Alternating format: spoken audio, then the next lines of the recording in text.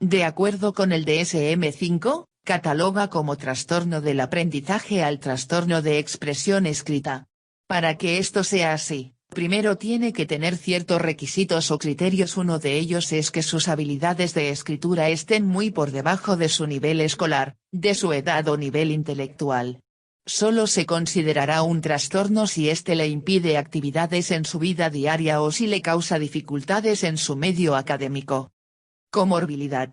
Muchas veces este padecimiento va acompañado de discalculia o dislexia.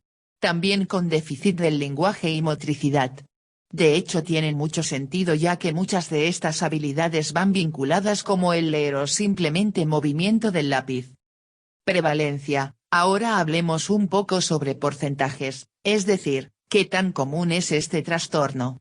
Se dice que solo en Estados Unidos cuando se tomó una muestra de 300 niños entre el 1.3% al 2.7% presentaban problemas de caligrafía, del 3.7 al 4% presentaban problemas ortográficos y del 1% al 3% tenían problemas para escribir narrativas. Además, señalan que entre el 6% y el 22% de educación media muestran dificultades significativas en la escritura. Características. Las características principales de los individuos con este trastorno son las faltas de ortografía, una letra excesivamente deficiente, estoy empezando a creer que tengo este trastorno, y varios errores gramaticales. Es común ver en sus cuadernos que no respeten el espacio de los renglones o que mezcle minúsculas con mayúsculas y cosas por el estilo. Pero bueno, estamos en una escuela de neuro, ¿qué nos dice la neurología al respecto? Lamentablemente, como en muchas ocasiones, la respuesta no es tan simple y se requiere de futuras investigaciones. En estudios con agrafia, similar a este trastorno pero adquirido por un golpe o accidente cerebrovascular, nos han dado una idea de que ciertas áreas del cerebro pudiesen estar directamente relacionadas con la escritura. Pero no es posible identificar una sola región que sirva solo para la escritura. En lugar de esto, Serratrice y Aviv en 1997 desarrollaron una especie de flujo del habla que se puede desarrollar en 3 partes. ¿Simple? No. Pues no, no es así, pero para fines prácticos vamos a sobresimplificar todo esto. Fase 1: percepción y comprensión. Todo depende de qué tipo de información sea. Si es auditiva, irá directo a la corteza del temporal y de ahí al área de Wernicke para ser comprendida. Si es visual, irá al occipital. A las áreas secundarias para poder asociarlas. Después, independientemente que sean visuales o auditivas, irán a la área temporo-occipital, más concretamente al área 39 y 40 de Brodmann y aquital si fuese una fábrica que convierte una cosa en otra. Por ejemplo, el sonido de las palabras en los signos que conforman las letras hacen la transcodificación y así es como asociamos unas áreas con otras para hacer actos complejos como la escritura.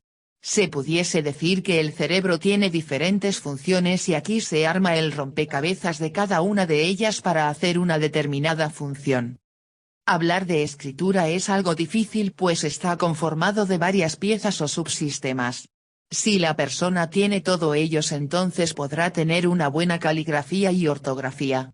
Matute distingue 7 subsistemas que nos permiten una escritura correcta, los cuales son: trazo gráfico, composición gráfica de la palabra, separación entre las palabras, acento ortográfico, puntuación, gramática, coherencia en los textos.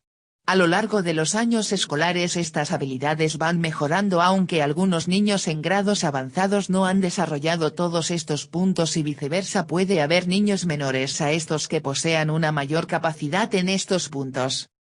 Factores cognitivos.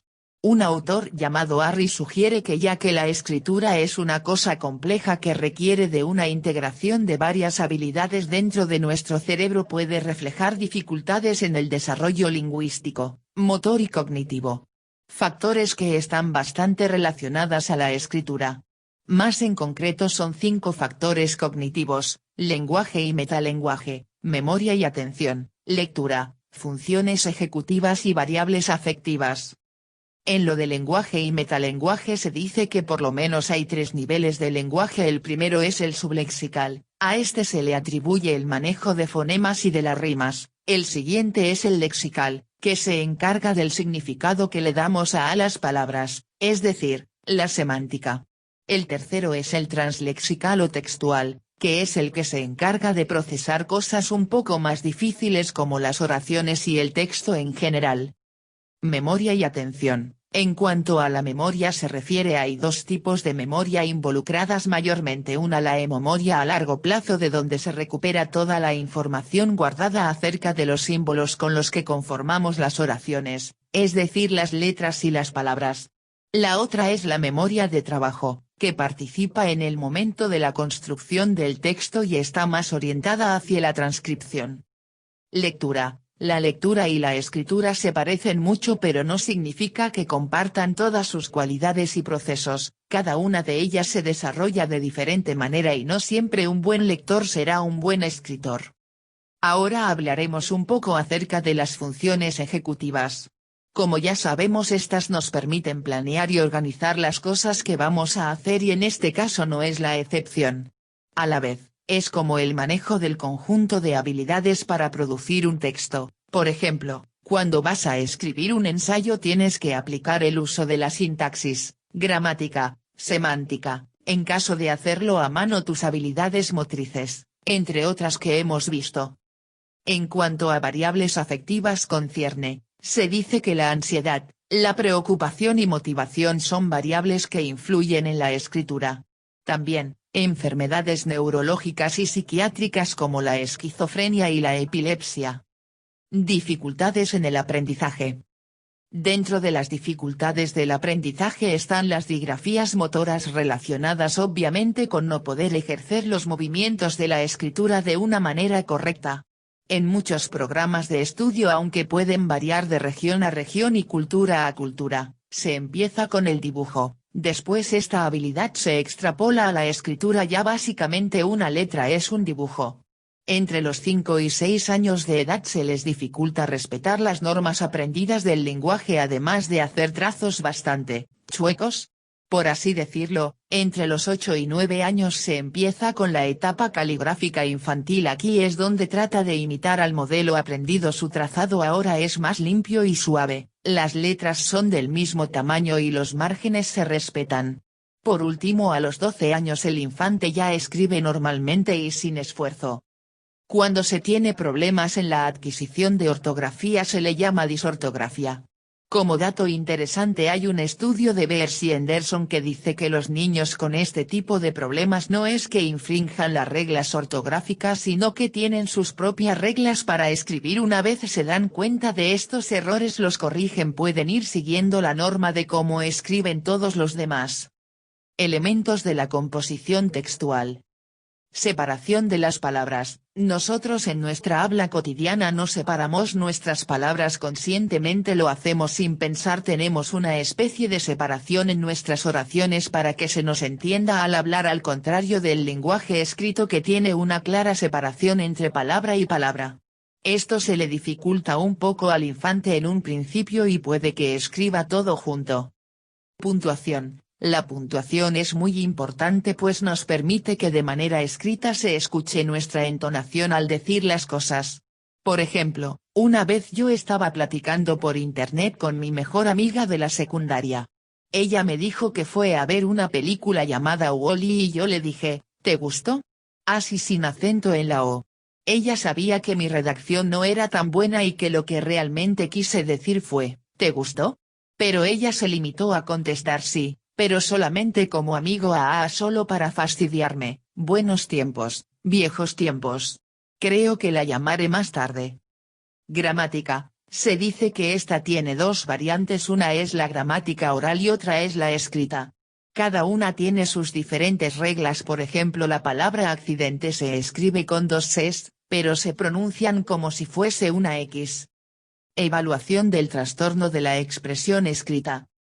Aspectos caligráficos. Aquí hay dos componentes, el práctico y el espacial. El práctico, por una parte, se refiere a que el individuo no tiene un buen control sobre sus movimientos, haciendo las letras muy grandes, no cerrándolas bien, o inclinar un poco más su letra hacia un lado.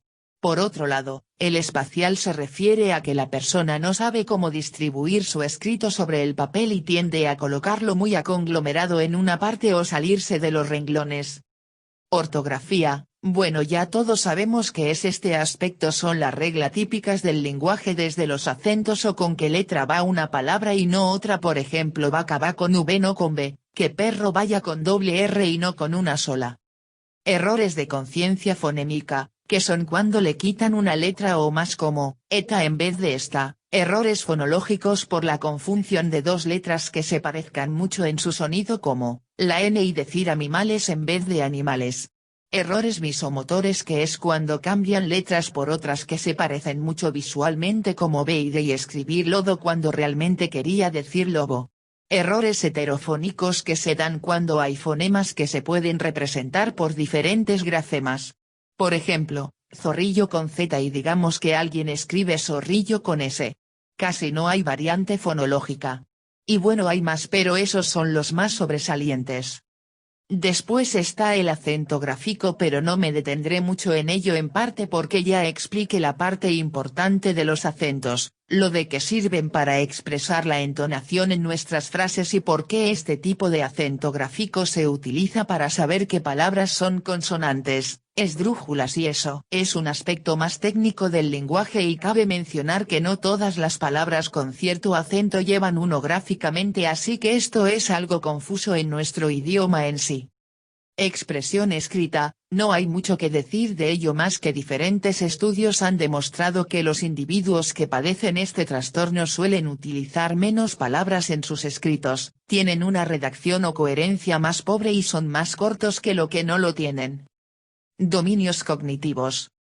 Habilidades fonológicas, esto empieza cuando el niño empieza a producir sílabas y fonemas del lenguaje que distingue. Problemas de este tipo pueden llevar después a no correlacionar los fonemas con los grafemas.